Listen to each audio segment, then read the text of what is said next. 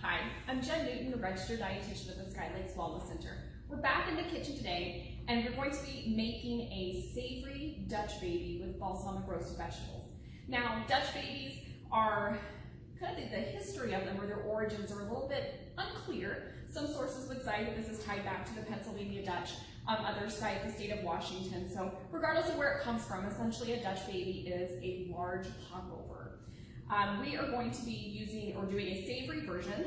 More commonly, these are seen with sweet ingredients, but I do want to showcase this quick and actually relatively easy dish to prepare. Can be something that can be used as an incomplete dinner.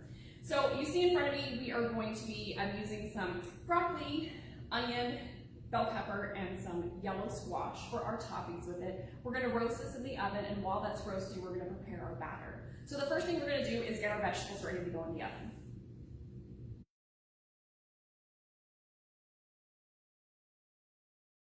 Okay, so we have cut up our vegetables that we're going to be using, and I love how colorful this is. So from a presentation perspective, it's, we eat with our eyes first, so it's always very inviting. We want to make sure our vegetables are cut to about the same size pieces so that way they roast evenly in the oven. I have pre-measured out our olive oil and our balsamic vinegar here, and I'm just going to drizzle it over the top of the vegetables and toss them just to make sure they're all coated. You can do this in a separate bowl if you want. Of course, I like minimal cleanup, so this is easy and works for me. If you wanted to add any additional seasoning, like a little bit of salt or pepper, you're welcome to do it at this time. I personally don't feel like it needs it.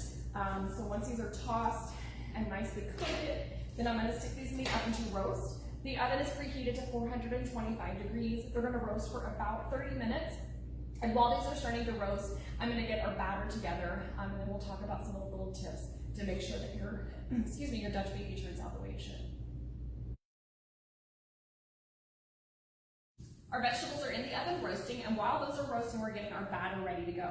Now, one of the things that, so I've already added our ingredients in here. We have our flour, we have our water, we've added our eggs, I've added some seasoning, a little bit of cayenne pepper. It's not too spicy, I promise. A little bit of salt, and then some shredded cheddar cheese. Now again, as I mentioned before, we're not using a leavening agent like baking powder or baking soda. What makes this rise is the air that's incorporated in a hot enough pan, but we'll get there in a minute. So what's going to happen is I got my hand mixer, and I'm going to mix this together for about 2 minutes to make sure that I'm incorporating enough air in there. So I'm going to do that, and then we'll get back and we'll talk about the pan. So use our hand mixer for about 2 minutes just to make sure that we have enough air incorporated into our batter. You can also use a food processor or blender. You probably wouldn't need to do it for a full 2 minutes, but you just want to use it to make sure you're getting everything, the air incorporated in it. The other tip to making sure that your Dutch baby turns out is to make sure that you're pouring the prepared batter into a hot pan. So I put our pan that we're using in the oven. I put about a tablespoon of oil in it, and it's been heating with our roasted vegetables for about 3 to 5, that's been about 3 or 4 minutes with this. So I'm going to take this and pour our batter directly into the hot pan, and then return it to the oven. You can hear it sizzle as I'm pouring the dough in there, which is exactly what we want to hear. And then we'll just get as much in there as we can. And then you'll notice, and this is the fun thing about it when it's cooked, is you put it back in the hot oven, and you can peek in on it periodically. Don't open the door, just look through the door. But you'll notice that it's going to puff up really nicely. So we're going to put it in the oven, and it's going to cook with our roasted vegetables for, again, about a 20 or 30 minutes. We'll just be checking on it after about that 20-minute mark.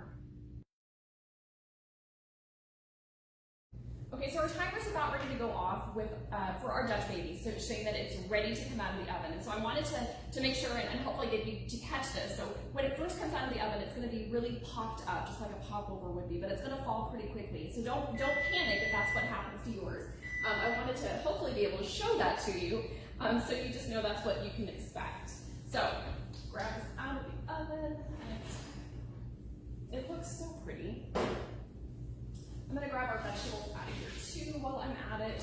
And what you notice is as this cools down, the steam in it is condensing, and so this is going to fall a little bit as well. What we're going to do is just let that get a minute to set, and then we're going to add our vegetables to it, and then we'll be ready to serve. So as you can see, our Dutch baby has shrunk a little bit. As I said that it would, we pulled it out of the oven. We've topped it with our delicious roasted vegetables, and they smell so fantastic. So at this point, we are ready to serve and to eat. So you can cut this into 4 to 6 pieces, just depending on how many people and in what capacity that you're wanting to serve this as your meal. I would probably go with a little bit larger pieces if we're using this as our main entree. Anyway, it looks delicious. I can't wait to dig in. Enjoy, guys.